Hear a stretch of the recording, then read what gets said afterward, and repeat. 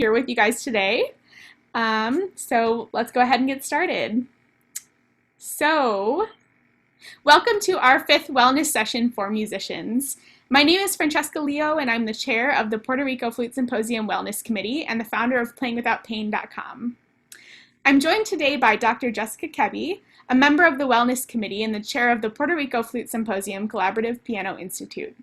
She has her DMA in piano performance and specializes in helping teachers learn how to address performance anxiety and adopt mindfulness practices into their private teaching. She currently teaches at Mid-America Nazarene University and is the founder of Mindful Music Pedagogy. So our previous sessions have addressed the relationship between breathing to a number of different topics. All sessions are archived on the Puerto Rico Flute Symposium's Facebook page, as well as playingwithoutpain.com and mindfulmusicpedagogy.com.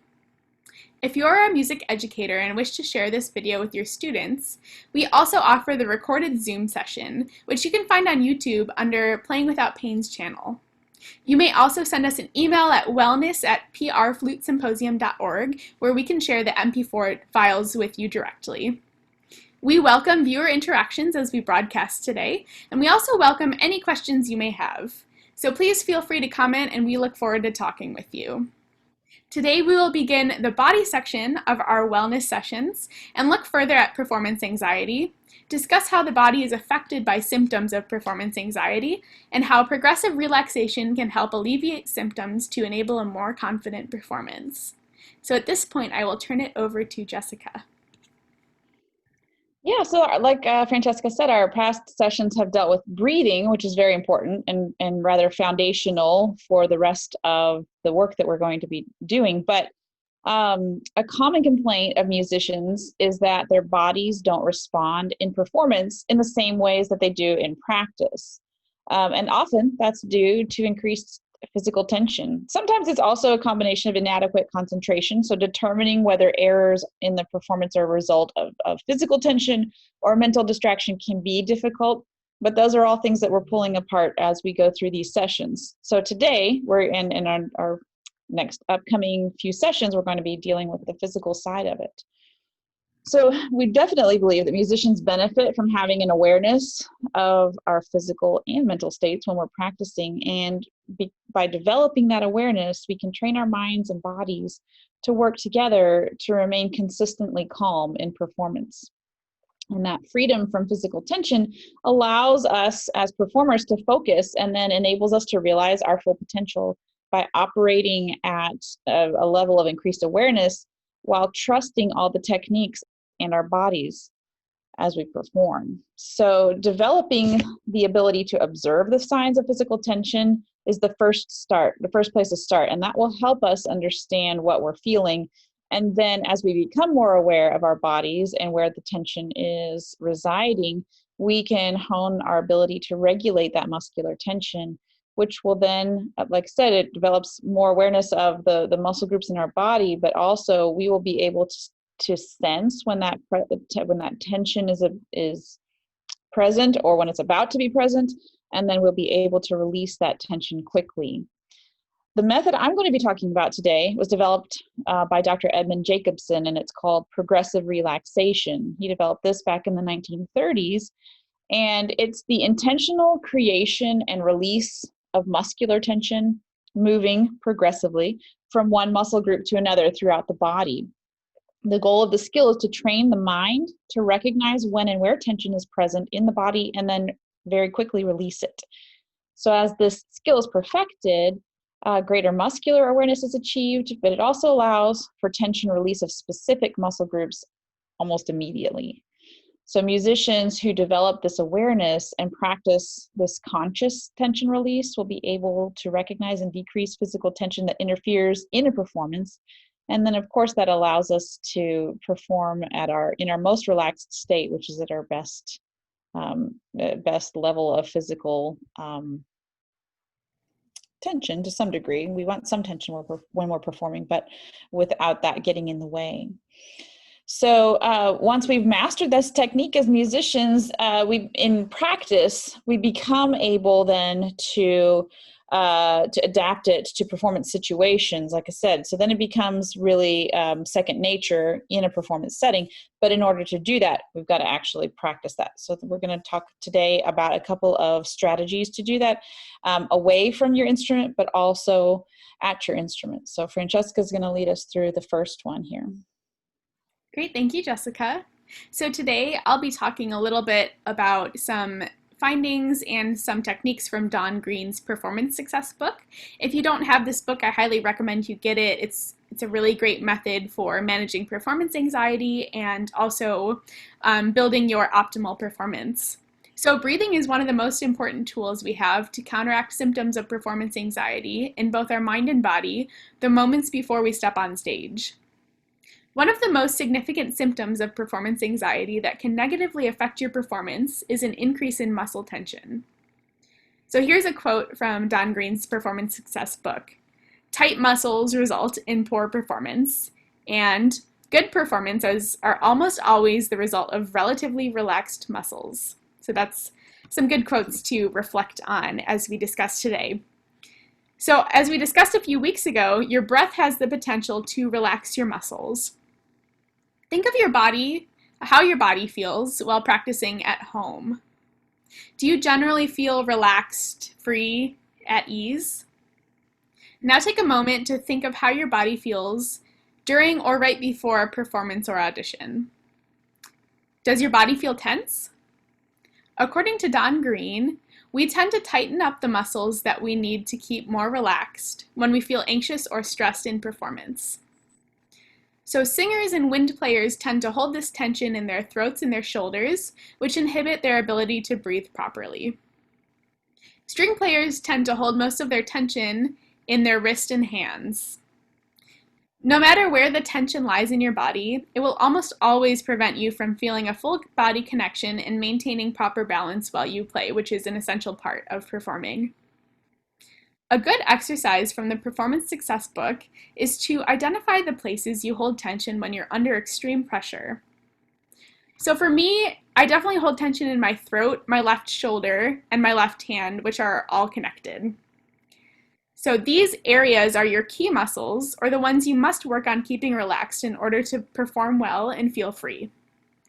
Identifying these muscles will allow you to invite ease to these areas while you are centering yourself before performances and auditions.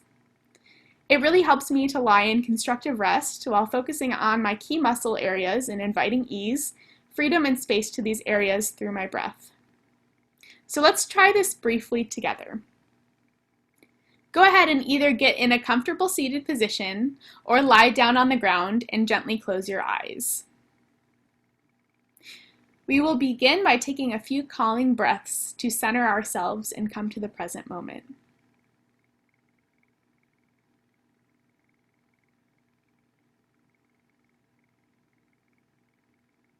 When you're ready, take a few deep breaths and begin noticing the top of your head.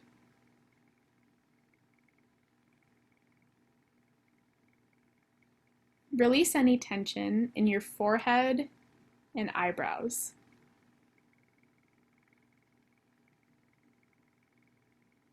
Release any tension in your jaw.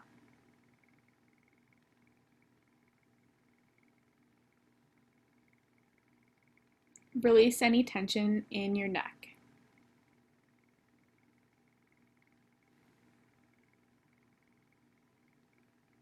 Breathe through any tension in your shoulders, your arms, your chest, your abdomen, your legs, and your feet. Your whole body should feel free and weightless.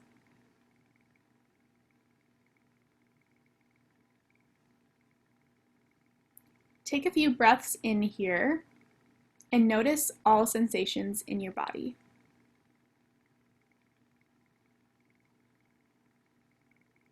Do not place judgment on them.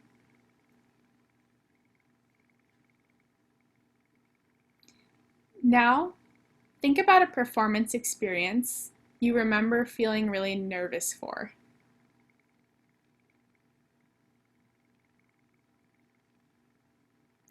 Visualize it as closely as possible. What did the stage look like? What outfit were you wearing? Do you remember any specific smells? Do you remember seeing any specific faces in the audience or on a panel? How did the temperature of the room feel? How did you feel when you were playing? Did you feel like you were gripping at your instrument? Did you feel out of control? Now briefly take another scan of your body as you continue to breathe. Are there now areas that feel tense or tight as you recall this experience?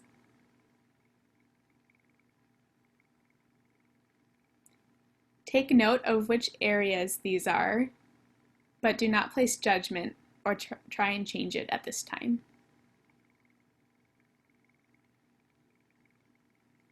Take note of whether any emotions came up while you were doing this visualization, and make a note in your mind to come back to these emotions in the future to ask them what they're trying to tell you.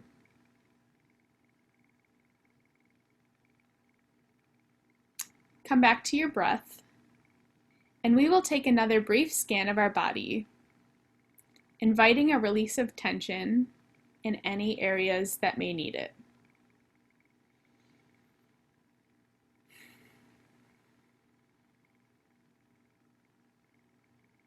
Let your breath be free and spontaneous. Let your body melt into the ground beneath you and feel fully supported by the ground. Slowly blink open your eyes. So the muscles that felt tense or tight as you recalled a stressful performance experience can be identified as your key muscle areas, otherwise known as the muscles you need to work on keeping relaxed in order to reach your optimal performance. These key areas could include your neck, your jaw, your throat, your face, your left or right shoulder, your left or right arm, your left or right hand, your back, or your legs. As Don Greene states in his Performance Success book, you can counteract this by doing a body scan, as we just practiced, and a centering exercise. So as you continue to breathe fully, begin to scan your body for tension, especially in your key muscle areas right now. On each inhale, check one area, which could be maybe your face, your eyebrows, your jaw, your forehead. Then breathe out any tension you find on the exhale. Continue to do this for 3 to 7 breaths until all your key muscles are relatively relaxed and ready to function well. So you can do this in 3 to 7 breaths right before you perform. You could practice it while you're at home and before you turn on a recording device to make a recording, because sometimes I feel nervous before I put on my recording device to do a run through. So you don't need to worry about making yourself relive your stressful performance experience for the centering exercise. That was just an exercise to identify your key muscle groups. So before a performance, you want to make sure that you are relaxing your key muscle areas. So Jessica, I'm going to ask you a question, put you on the spot. Did you notice any key muscle areas that were feeling tense when you were revisiting a stressful performance experience? And do you want to talk about that for a minute? For sure. For me, it's, well, as you say, it all connects. So for me, it's just everything that just, tightens up. And then, of course, I noticed it a lot in my forearms, which then affects the agility of my fingers. But I also just noticed all my breath getting shallower and shallower, which, of course, as we talked about before, is a sign of overall body tension. So, Yeah. um, yeah, for sure. A specific performance came to mind. And then also I was just chuckling because, as everyone can tell, we had technical delays starting this. And so I was just thinking about how we can use these types of techniques in our everyday life, away from the piano, or in my case, or flute in your case, and have these opportunities to practice relaxing, because we think better and we make better decisions when we're calmer. Yeah. Yeah. All right, so I'll turn it to you for the last portion of this class. Sure. So the body scan that Francesca did is so vital because, like she was saying, we have tendencies and areas that we gather tension, whether or not we're aware of it. So that's a great exercise to do, if you're not sure where your spots are, to do, and then gradually you'll become more aware of, like, yep, there's my right shoulder. And for me, it's definitely my right shoulder because I'm not holding an instrument, but sitting at the keyboard, right shoulder definitely gets more tense, although both of them often come up to my ears. So the progressive relaxation technique that Edmund Jacobson developed was a, a bit like the scan, although it involves the intentional creation of tension and then the intentional release of it. And I found, at least initially, that was a really important step for me because I walked around in such a state of tension for so long and I didn't even know it. So when someone would come up to me and say, "Oh, you just need to relax," I thought I was relaxed. I didn't know what relaxation felt like until I was in the moment of actually, like, trying to make myself more tense and then realizing, like, I can't because I'm already such a ball of tension in my shoulders or jaw or wherever, that I couldn't relax it. So if that's you, then this particular exercise might be good. What it does is it just trains the brain to communicate with very specific muscle groups in the body. And over time, that becomes a quicker highway of communication so that you can just, notice that right shoulder, and you've developed this little system with yourself to turn off the tension, and you know what that feels like. So part of this involves, actually, like I said, creating the tension and releasing it, but also labeling what the tension feels like to you, and then what the release of that tension feels like. So it may be different for every muscle group, but perhaps when you're tensing up something in your face or your shoulders, that might give it a word, give it an image. It doesn't have to make sense to anybody but you, but give it some sort of name and label as to what that feels like. And that becomes the imprint, the word you're going to use with your brain and your body to help cement that connection between the two. And then likewise, when you release the tension, give that a name. The one that I use and that I've used with my students, and it seems to connect well, because I think we all know this feeling, is when I relax and when I want my shoulders to really drop, I use the image of this really heavy weighted blanket that's just wrapped around, and all of a sudden we all know that feeling of, like, when somebody just puts their arms around your shoulders, or when you wear a heavy weighted blanket, that total envelopment and that relaxation that comes from that. So whatever that image or word is, I'd encourage you to think of that as we walk through this. So like Francesca's exercise, you can be laying on the floor, you can be sitting comfortably, you can even stand with this, but ground yourself in such a way that you feel stable.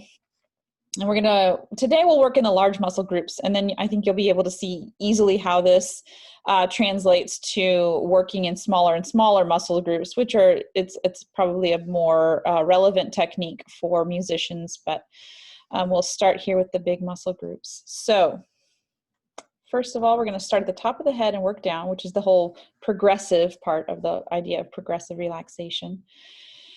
And what we're going to do is just try to constrict the muscles in our head and our face and hold that for 5 slow counts. And as you're doing that, you're going to label what that feels like. And then you're going to relax everything back down and then label that. And when you're doing this on your own, you can repeat that as often as necessary, but I definitely encourage you to actually use your hands to touch that area that you're focusing on, because it will give you a better sense of whether or not you're actually relaxing, or just draw. It gives a tactile way to draw the brain and the body to that specific muscle group without engaging the others. And that's the key, is that you really want to isolate these groups as we go. So let's do that. Let's start at the top. So scalp, ears, forehead, face, and lower jaw is fine. Well, let's just really constrict that and hold it, label it, and then let it go. And maybe just touch each of those areas, make sure they're actually relaxing, and label that feeling. Now moving down to the neck and the upper shoulder. Really tense that up, but try not to engage any other muscle groups as you do that. Label this feeling, hold it, and then release it. And again, it might be helpful just to place your fingers on those areas. Let's try that spot again. So isolating the neck and the shoulders, tense those up, and relax them.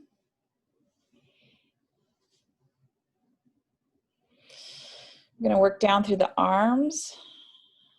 So tense your biceps and triceps, hold it, label it.